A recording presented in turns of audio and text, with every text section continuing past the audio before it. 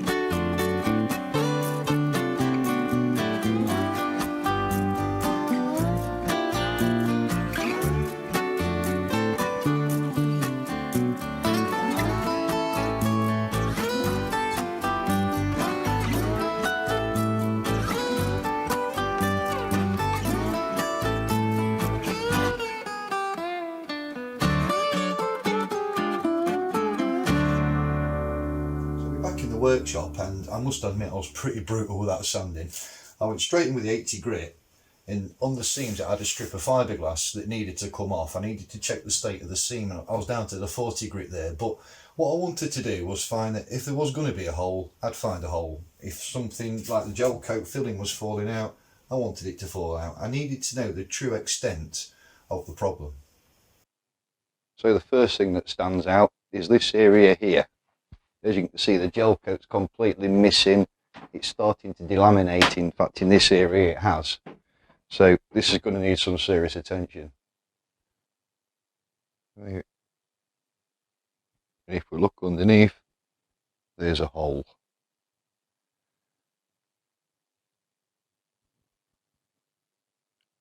And there we can see another hole. So to do these repairs, the problem I've got is access. The area I need to work on is here, and I obviously can't reach around the back here and reach the area I need to work on. But my plan for this is to be a canal cruising touring sort of kayak where I can put my camping gear in and disappear for the weekend. So to overcome this problem and to help out with that, I'm going to install this deck hatch. I'm thinking if I install it in this area here, the hole it makes will give me access to get in and fibreglass the insides and fix it up. Now obviously what I'm trying to do is install a round part on an angled surface, which just isn't going to work. So I've made myself this former out of thin plywood, and the plan is to sit this in and have sort of a well deck in my aft deck. So this will sit slightly lower, this area will be flat, and the hatch will sit there. But the problem I've got is that if I simply draw around this to cut the hole, it'll fall straight through, or it won't be big enough. For some dimensional problem it won't work, and that's because I'm not allowing for this angle. So I'm going to have to do some maths. So to do this, I've simply made myself a little tool. It's two flat pieces of metal with a bolt with a wing nut through it, and if I sit it on the angled deck and nip up the wing nut,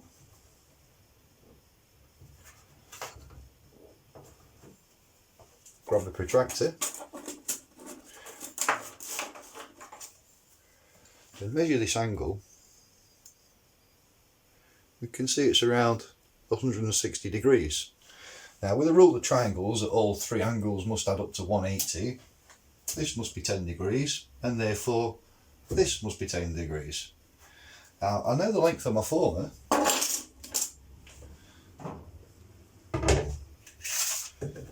which is 300mm, so I know my two angles at the bottom and at the top angle, and I know the length.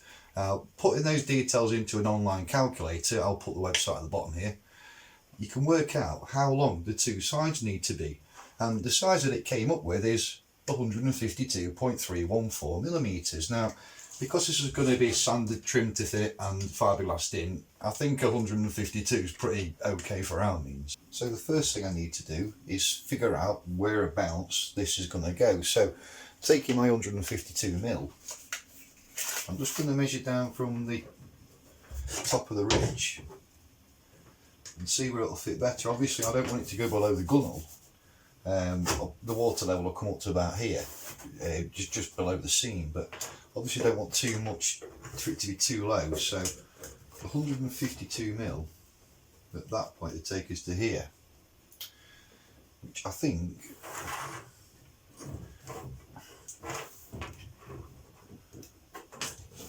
the most I'd want to go is probably there. So I think about there for that. Then that will give me the access for everywhere. And it's right above the hole in the side and right above the hole in the bottom. I'll just mark that point there.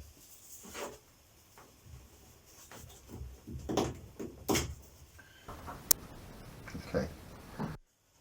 Now because I'm taking all my measurements from the top of this ridge, one thing I'm going to do is just get a straight edge and mark it, just so I can use this line as a datum point to take all my measurements from.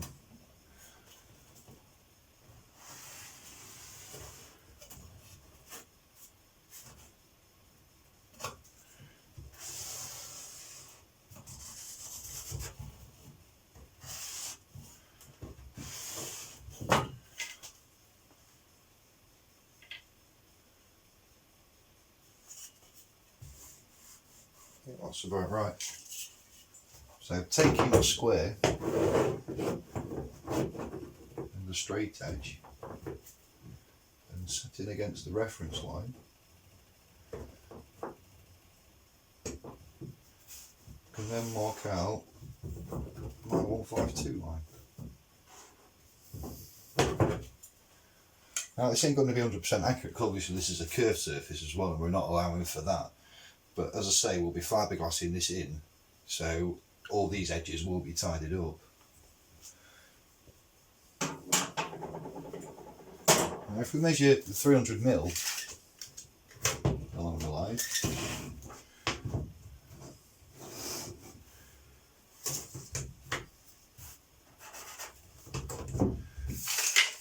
and then 152 down from that. I don't know why I keep saying 152.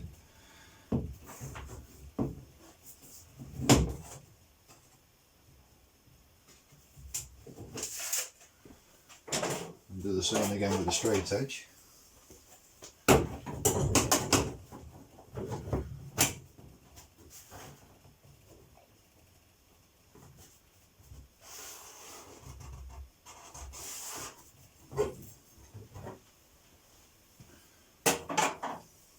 And then join those 2 points up.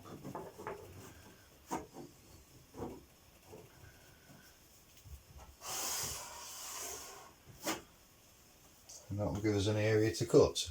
Now as you can see, it's not square, so we'll deal with that in a bit. If we simply just repeat that on the other side.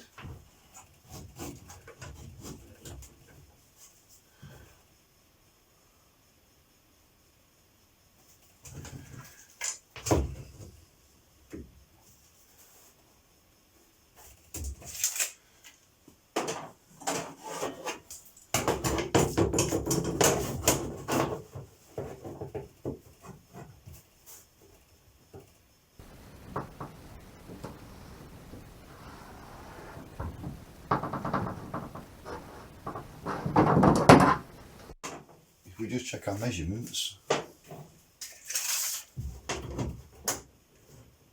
that's 300mm, and that's 300mm, bob on.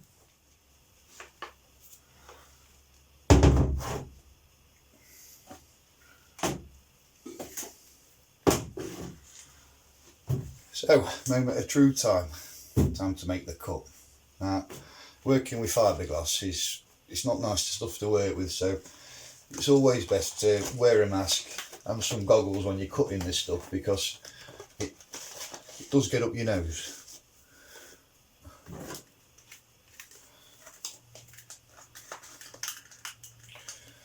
Right.